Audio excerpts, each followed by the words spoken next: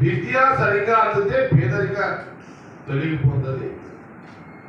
ఇందులో భాగంగానే రాహుల్ గాంధీ గారు ప్రధానమంత్రి అయిన వెంటనే, దేశ ప్రజలు ప్రధాని చేసిన వెంటనే వారు తీసుకునే ఒక నిర్ణయాలను వారు అన్ని భారతదేశంలో జరుగుతున్న ఎన్నికల కంటే ముందే, ఒక సంవత్సరం నుంచే వారు బీసీలలో గుర్తింపు ఉన్నటువంటి బీసీ కులాలను కాకుండా గుర్తింపు లేని కులాలు,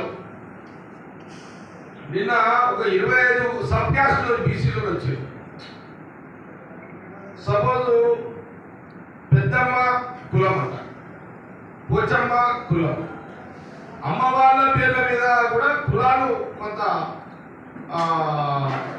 ఏమంటారంటే జీవనోపాధి కులాలు, ఇవన్నీ కూడా జీవనోపాధి కులాలు, వాళ్ళు జీవించడానికి ఉన్నటువంటి కులాలు.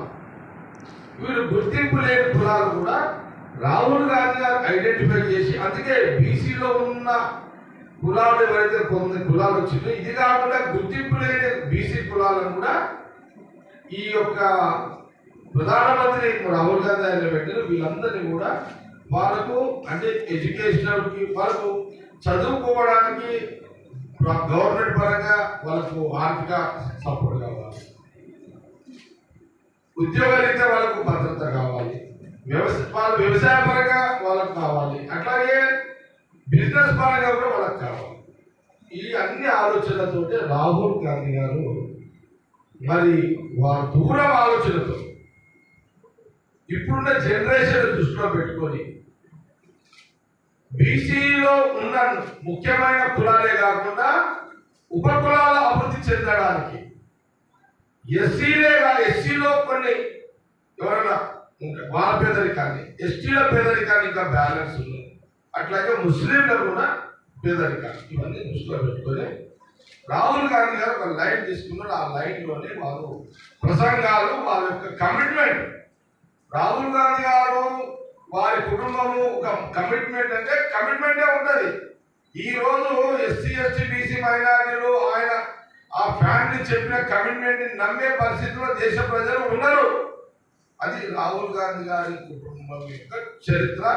ఇది దేశ ప్రజలు ఇప్పుడు అందరు గమనించారు, వాళ్ళు గుర్తించుకున్నారు, గమనించారు. కాంగ్రెస్ రావాలి, దేశంలో ప్రధానమంత్రి రాహుల్ గాంధీ కావాలి అనేది అభిప్రాయంలో ఇవన్నీ జరుగుతుంది. ఇప్పుడు ఏమైందంటే ఇవన్నీ చూసిన తర్వాత బీజేపీ ప్రధానమంత్రి మోడీకి దడ మొదలైంది. బీజేపీ నరేంద్ర మోడీ గారికి దడ మొదలైంది. చూడండి ఎలాంటి దడ మొదలైందంటే ఈ ఎస్సీలు ఎస్టీలు బీసీలు ఉపకులాలు వీళ్ళందరూ రాహుల్ గాంధీకి మొగ్గు చూపుతున్నారు అనే దడ మొదలైంది. ఇప్పుడు ఆయన రామాలయం శ్రీరామచంద్రుడి దేవుని పేరు తీసుకుంటూ బంద్ చేసాడు.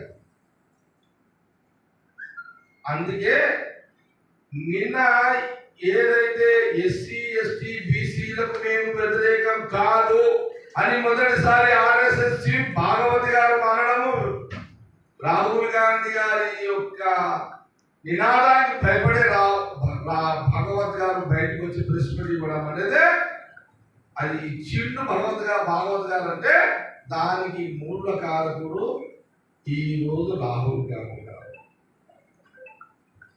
అమిత్ షా గారు ఢిల్లీ పోలీసులను గాంధీ వారిని పంపించిండు అంటే దానికి కారణం రాహుల్ గాంధీ గారు తీసుకున్న ఎస్సీ ఎస్టీ బీసీ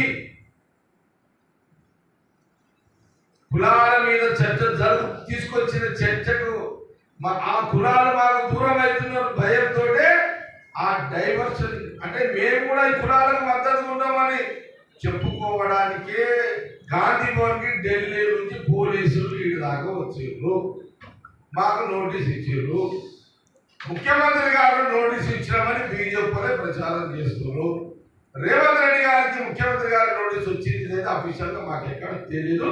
అది మా కాంగ్రెస్ పార్టీ ముఖ్యమంత్రి రేవంత్ రెడ్డి గారు ముఖ్యమంత్రి గారు వారి క్లారిటీ ఇస్తారు. చూడండి ఎంత